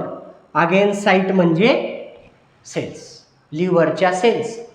आपण हिपॅटायटिस काविळीला शब्द वापरतो पहा, याचा अर्थ लिव्हरमध्ये काहीतरी गडबड झालेली आहे. तर हिपॅटो शब्दाचा अर्थ असतो लिव्हर. आणि न्यूरॉन्स. न्यूरॉन्स तर ब्रेनचे आहेत, माहीतच आहेत आपल्याला. अशा वेगवेगळ्या सेल्स बनायला लागतात आणि तो जीव, ते पिल्लू जे आहे ते डेव्हलप व्हायला लागतं. आपल्या बॉडीमध्ये 220 डिफरंट टाईप्स ऑफ सेल्स आहेत. Form from single type of cells. अतिशय अमेझिंग गोष्ट आहे आणि अमेझिंग स्टेटमेंट आहे. लक्षात घ्या. एकाच प्रकारच्या असलेल्या त्या सेलच्या गोळ्यातल्या स्टेम सेल्स डिफरन्सिएशन व्हायला लागलं की आपल्या बॉडीत किती प्रकारच्या सेल्स बनवत आहेत? 220 डिफरंट टाईप्स ऑफ सेल्स. आणि ह्या सगळ्यांचा जन्म स्टेम सेल्समधून होतो. कुठल्या स्टेम सेल्स? एम्ब्रिओच्या स्टेम सेल्स. 14व्या दिवसानंतर फर्टिलायझेशन झाल्यावर. कन्सेप्शन म्हणजेच फर्टिलायझेशन. ठीक आहे. आणि embryonic cells before differentiation, before हे 14व्या दिवसाच्या आधी, are called embryonic stem cells. कारण 14व्या दिवसानंतर त्या स्टेम सेल राहत नाही. मग बोललोय आपण 14व्या दिवसानंतर अख्खा जीव जन्माला घालायची त्यांची ॲबिलिटी संपून जाते. 14व्या दिवसाच्या आधीच्या ज्या सेल्स असतात त्यांनाच म्हणतात एम्ब्रियॉनिक स्टेम सेल्स. ठीक आहे. याचाच दुसरा अर्थ दिलाय पहा, काय म्हणतंय बघा.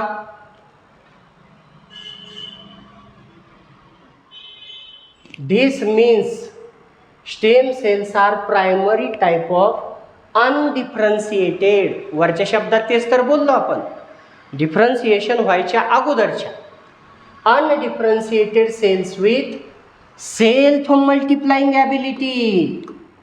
सेल्फ मल्टिप्लाइंग म्हणजे काय?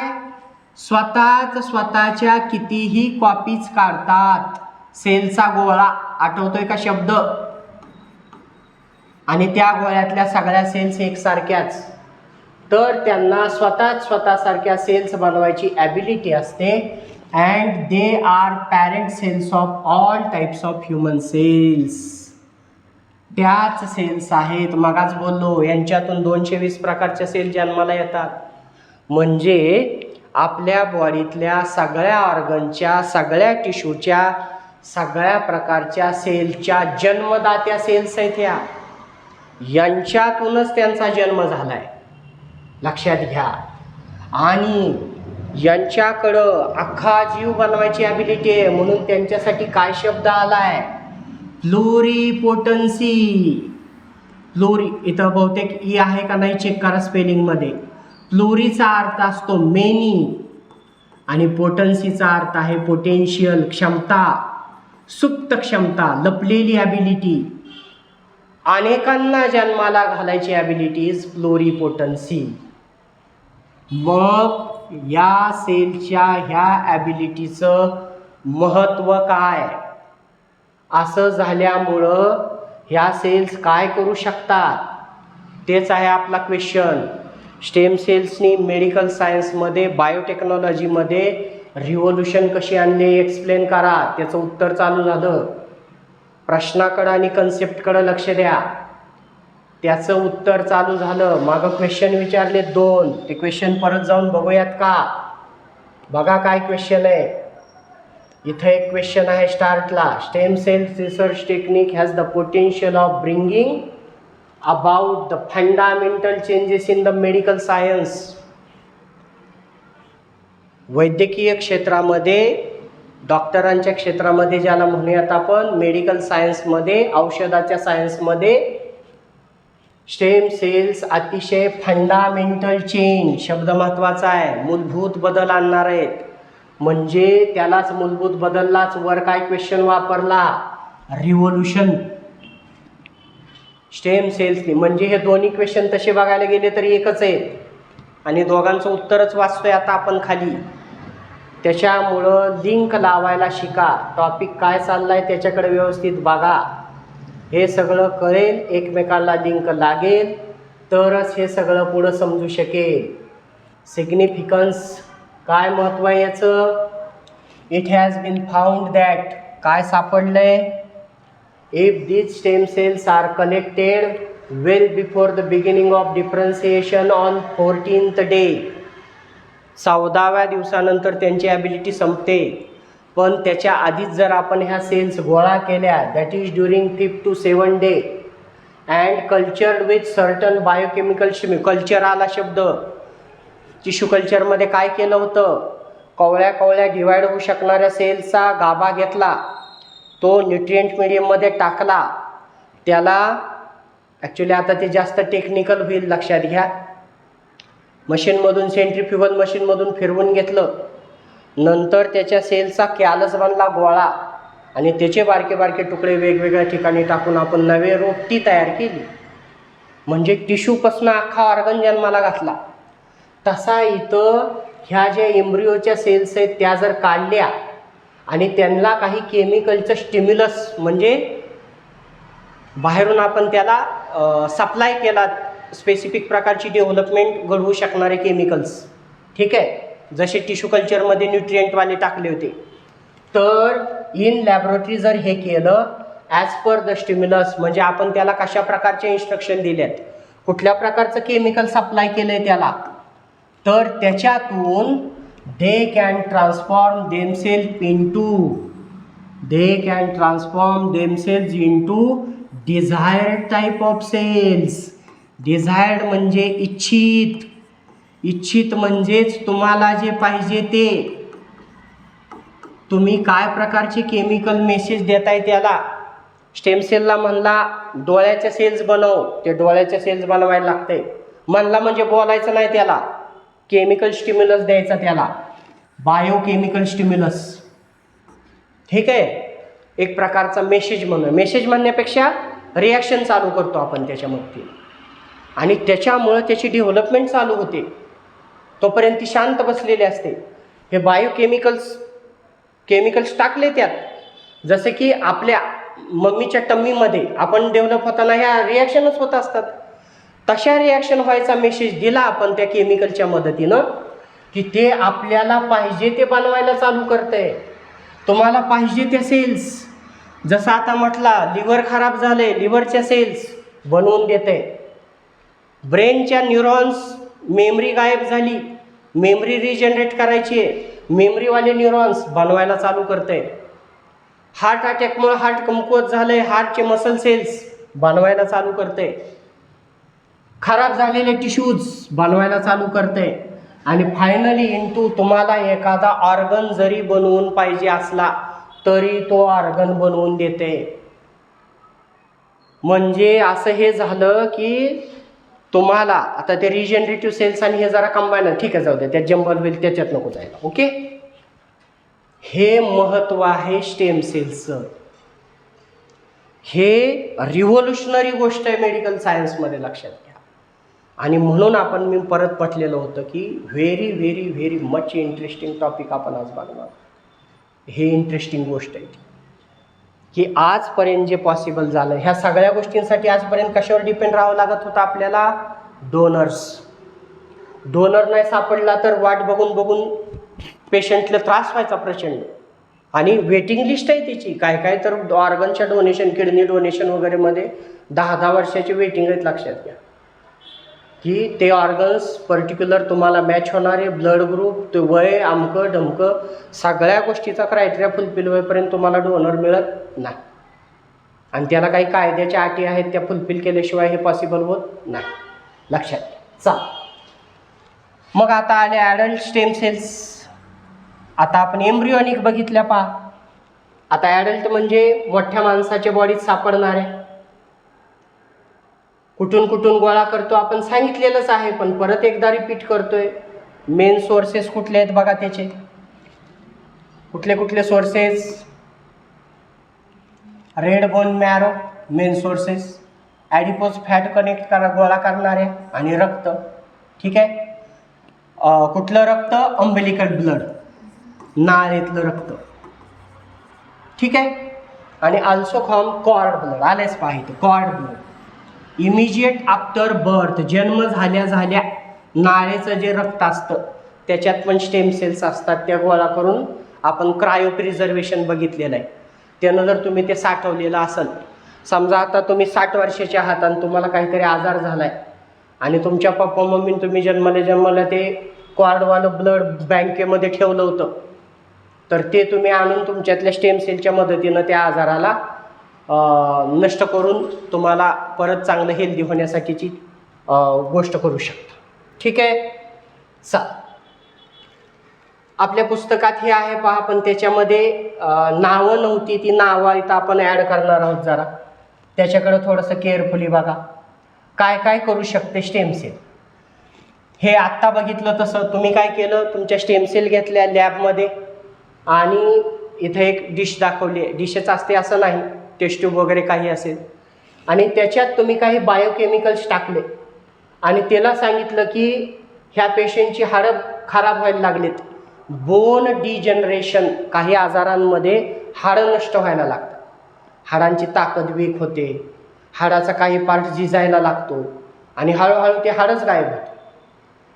अशा हाडाच्या ठिकाणी नवं हाड पाहिजे, पण ते तुमच्या सेल्सला मॅच करणारं पाहिजे ना. मग तुम्ही काय करता, तुमच्या स्टेम सेल्समध्ये असे काही केमिकल्स टाकता की ते डिफरन्शिएट व्हायला लागते आणि काय बनवायला लागते, हाड बनवायला लागते. डायरेक्ट हाड नाही, सुरुवातीला काय बनवते, हाडाच्या सेल्स. हाडाच्या सेलला काय शब्द वापरला होता बघा 2 मिनिटापूर्वी, ऑस्टिओसाइट्स. ऑस्टिओ म्हणजे बोन, साइट म्हणजे सेल. नंतर तुमचे काही कारणानं तुमच्या हार्टचे मसल्स वीक झालेत, नष्ट झालेत आणि मगच बघितलंय ते बनत नाहीत परत नॅचरली. मग तुम्ही काय केलं, तुमच्या स्टेम सेल्सना असा स्टिम्युलस दिला की तुम्ही कार्डियक सेल्स बनवायला सुरुवात केल्या आणि त्याच्या मदतीनं तुमच्या हार्टच्या सेल्स बनायला सुरुवात झाल्या. तर तुमच्या हार्टची कॅपॅसिटी रिगेन करता येऊ शकते. पुन्हा तुमचं डॅमेज झालेलं हार्ट नव्या दमानं, पूर्ण ताकदीनं, एकदम फ्रेश. जसं आपण म्हटलं की गाडीला एखादा जुना झालेला पार्ट, खराब झालेला पार्ट पडून नवा पार्ट टाकला, तशा पार्टच्या कॅपॅसिटीने हे हार्ट तुमचं पुन्हा नव्यानं काम करायला सुरुवात करेल. ठीक आहे. त्याच्यानंतर हिपॅटोसाइट्स बोललो आपण, लिव्हरच्या सेल्स. आतड्याच्या सेल्स, एंटेरोसाइट्स. आतड्याच्या सेल्सला काय शब्द आहे बघा, दिसत नसेल तर लिहितो, एंटेरोसाइट्स. त्याच्या सेल्सपासून आतड्याचे खराब झालेले पार्ट बनवता येतील परत. बरेच असे पोटाचे आजार आहेत, आतड्याचे आजार आहेत की त्याच्यामध्ये गँग्रीन वगैरे झालेले आतड्याचे काही पार्ट कट करून काढून टाकावे लागतात.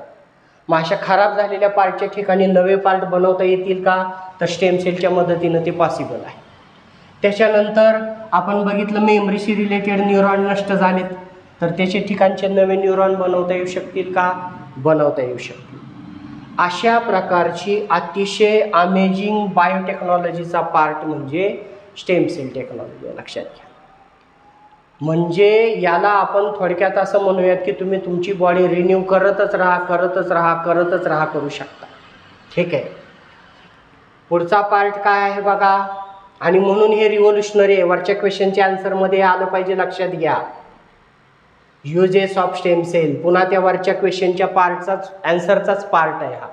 स्टेम सेल कुठं कुठं वापरता येतील. एक तर आहे रिजेनरेटिव्ह थेरपी. आत्ताच बघितलं रिजेनरेटिव्ह काय, जे नष्ट झालंय त्याच्या ठिकाणी पुन्हा नव्यानं बनवणं. काय काय बनवता येऊ शकतं वरच्या चित्रात बघितलं आपण आत्ताच.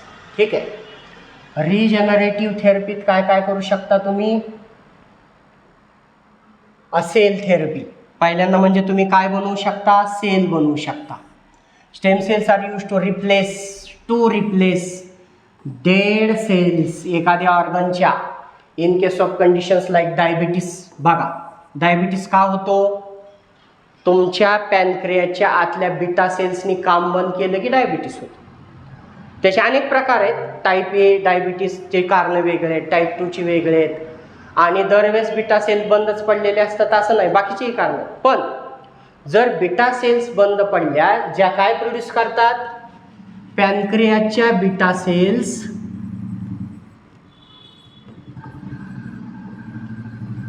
इन्शुलिन प्रोड्यूस करतात. डायबिटीसचे पेशंट काय घेतात, इन्शुलिन. इन्शुलिन आपल्या रक्तातली शुगरची लेवल मेंटेन ठेवतो, म्हणजे त्याला प्रमाणापेक्षा जास्त वाढू देत नाही. शुगरची लेवल वाढली की त्रास होतो. ठीक आहे. आणि बीटा सेल्सनी इन्शुलिन बनवायचं बंद केलं कीच मग आपण इन्शुलिनची इंजेक्शन देतो पेशंटला. ठीक आहे. मग अशा बंद पडलेल्या सेल जर पुन्हा ह्या स्टेम सेलच्या टेक्नॉलॉजीनं आपण रिजनरेट केल्या, बघा काय नव्यानं बनवताय, सेल्स. थेरपी, उपचार करताय तुम्ही तुमच्या बॉडीवर, मेलेल्या सेल्स पुन्हा बनवताय, म्हणून ह्याला म्हटलंय सेल थेरपी. डॅमेज झालेल्या सेलच्या ठिकाणी नव्या सेल्स जन्माला घालणं with the help of stem cell biotechnology. ठीक आहे. डायबिटीस आहे, मायोकार्डियल इन्फार्क्शन, जे आता 2 मिनिटापूर्वी बोललो तेच. हार्ट अटॅक आल्यामुळं हार्टच्या काही सेल्स नष्ट झाल्यात, त्याला म्हणतात मायोकार्डियल इन्फार्क्शन. हार्ट अटॅकलाच मायोकार्डियल इन्फार्क्शन. आणि अशा केसमध्ये डेड झालेल्या सेलच्या ठिकाणी नव्या सेल्स जन्माला घालता येऊ शकतात. अल्झायमर, हा शब्द मगाशी आठवत नव्हता पहा मला. अल्झायमर म्हणजेच आहे स्मृती नष्ट होणे, मेमरी नष्ट होणे आणि विस्मरणाचा त्रास होतो. फक्त साधं विस्मरण वेगळी गोष्ट, हा आजारच आहे प्रॉपर. आणि का होतो तर मेमरीचे न्यूरॉन्स नष्ट झाले आणि आपण बोललो की न्यूरॉन नॅचरली पुन्हा बनत नाहीत, हार्टचे मसल सेल बनत नाहीत, न्यूरॉन बनत नाहीत. मग तशा नष्ट झालेल्या आत्ता वरच्या ह्याच्यात पण आपण न्यूरॉन बनवायचं बघितलं की बघा इथं न्यूरॉन बनवले. तर अल्झायमर डिसीजमध्ये मेमरीचे नष्ट झालेले न्यूरॉन पुन्हा बनवून आपण जे मेमरीचा जो त्रास होतोय किंवा तो आजार जो झालाय त्या आजाराला नीट करू शकतो. काय काय करू शकतो? डायबिटीस आहे, हार्टचे रिलेटेड इश्यू आहे, त्यानंतर अल्झायमर्स आहे, पार्किन्सन्सलाच अर्धांग वायू म्हणतो पहा. अर्धांग वायू, अर्ध अंग लुळं पडणे. ते का होतं तर परत तेच आहे, मसल्स आणि न्यूरॉनच्या कनेक्शनमध्ये प्रॉब्लेम निर्माण झाला, दोघांचं कम्युनिकेशन होईना नीट आणि त्याच्यामुळं ते जे मेसेज घेऊन येणारे न्यूरॉन्स आहेत ते डिजनरेट झाले असतील तर त्या ठिकाणी पुन्हा त्याला बनवण्यासाठी म्हणून या सेल थेरपीचा उपयोग करता येऊ शकतो. दुसरा महत्त्वाचा उपयोग काय सांगितला आहे? हे झाला सेल थेरपी, सेल्स बनवण्यासाठी. कुठल्या सेल्स होत्या? बघा इथं दिलंय, to replace the dead cells. Keyword उचलता आले पाहिजेत पहा. आपण जे काही वाचतो त्याच्यातले कीवर्ड्स उचलता आले पाहिजेत तर आपला टॉपिक समजायला आणि लिहायला दोन्ही पद्धतीने होलसम असा तयार होतो. नाहीतर ते कन्फ्युजन वाढतं आणि त्याच्यामुळं टेन्शन निर्माण होतं.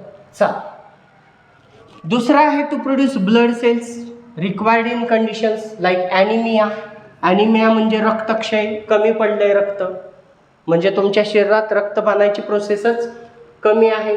रक्त कमी बनतं म्हणजेच कोण कमी बनतं? RBCs, लाल रक्तपेशी, रेड ब्लड कार्पसल्स, त्या कमी निर्माण होतात, त्या ह्याच्या मदतीनं बनवता येतील. थॅलेसेमिया हा एक रक्ताचाच आजार आहे. ल्युकेमिया रक्ताचा कॅन्सर आहे. अशा ठिकाणी हेल्दी सेलची संख्या कमी झालेली असते. ल्युकेमियालाच ब्लड कॅन्सर असं पण म्हणतात, लक्षात घ्या. हेल्दी सेल्स कमी होतात आणि अनहेल्दी आजार पसरवणाऱ्या, रोग पसरवणाऱ्या सेलची संख्या वाढते. अशा ठिकाणी चांगल्या सेल्स बनवण्यासाठी सुद्धा स्टेम सेल टेक्नॉलॉजीचा उपयोग करता येऊ शकतो. हे रिजनरेटिव्ह थेरपी झाली. दोन्ही केसमध्ये आपण इथं सेल थेरपीत ह्या आजारांच्या सेल्स बनवल्यात, इथं खास करून रक्ताच्या सेल्स बनवल्यात. दुसरं आहे ऑर्गन ट्रान्सप्लांटेशन. आपण मागाच बघितलं पहा. ऑर्गन ट्रान्सप्लांटेशनमध्ये काय बघितलं आपण की अख्खाच्या अख्खा अवयवच आपण याच्या मदतीनं बनवू शकतो काय? तर त्याचं उत्तर आपण दिलं होतं यस. याच्या मदतीनं आपण ऑर्गन बनवू शकतो आणि स्वतःच्याच स्टेम सेलपासून बनवतो. स्टेम सेल्स आहेत ह्या, हे चित्र पूर्ण बघूयात. बघा, stem cells can be transformed into other type of cells. कारण स्टेम सेलचं ती प्रॉपर्टीज, त्याला very special type of cells म्हटलं आहे आपण. काहीही बनवू शकते, दॅट इज स्टेम सेल. ठीक आहे, तर ही त्याची उदाहरणं आहेत की स्टेम सेल काहीही बघा इथं रक्ताच्या सेल्स कमी पडल्या होत्या, बनवल्या. ठीक आहे, ही स्टेम सेल आहे. न्यूरॉन डॅमेज झाले होते, न्यूरॉन बनवले. स्किनच्या सेल्स डॅमेज झाले, स्किनच्या सेल्स बनवले. काहीही करू शकता तुम्ही. तेच आहे स्टेम सेल टेक्नॉलॉजी. चला, organ transplantation in case of failure of organs like kidney fail झाली, लिव्हर फेल झालं, can be produced with the help of stem cells and transplanted. तुमच्याच स्वतःच्या स्टेम सेलपासून स्वतःच खराब झालेलं नवं लिव्हर बनवलं आणि बसवलं, नव्या किडनीज बनवल्या आणि बसवल्या. डोनरची वाट बघायची गरज नाही. ही आणि म्हणून ह्याला म्हटलं रिव्होल्युशन इन मेडिकल सायन्स. लक्षात घ्या, रिव्होल्युशन काय आहे बायोटेक्नॉलॉजीमध्ये. क्लोनिंग नंतरचा अतिशय महत्त्वाचा पार्ट, अतिशय महत्त्वाची घटना असं का म्हटलंय याला. ठीक आहे, इथपर्यंत होता आपला सेल बायोलॉजी हा पार्ट, म्हणजे आपल्या चॅप्टरचा फर्स्ट हाफ इथं कंप्लीट झाला. लक्षात घ्या, आपल्या चॅप्टरच्या नावात दोन गोष्टी कुठल्या आहेत? Cell biology and biotechnology. तर त्यापैकी आत्तापर्यंत या लेक्चरमध्ये आपण सेल बायोलॉजी हा टॉपिक जो आहे तो कंप्लीट केलेला आहे. आणि याचा जो आहे सेकंड हाफ बायोटेक्नॉलॉजी तो आपण दुसऱ्या पार्टमध्ये, म्हणजे एकच लेक्चर खूप मोठं होईल, बोर होईल थोडंसं, तर सेकंड पार्ट याचा आपण बनवूयात बायोटेक्नॉलॉजी. आणि त्यानंतर आपला हा चॅप्टर जो आहे, मी अपेक्षा करतो की कॉम्प्लिकेटेड डोकेदुखी वाटणारा असा जो टॉपिक आहे तो आपण बऱ्यापैकी इझी करून सांगतोय. तरीही तुम्हाला याच्यात अजून काही एक्सपेक्टेड असेल तर खाली कमेंट बॉक्समध्ये कमेंट्स टाका आणि त्या हिशोबानं ते पार्ट्स कवर करायचा प्रयत्न करूया. जर याच्या फर्स्ट पार्टमधलं पण काही रिक्वायर्ड असेल की आणखीन जास्त थोडंसं एक्सप्लेन पाहिजे होतं, अशा काही गोष्टी असतील तरी त्या मेन्शन करा. सेकंड पार्टमध्ये आपण त्या कवर करायचा नक्की प्रयत्न करू. ओके.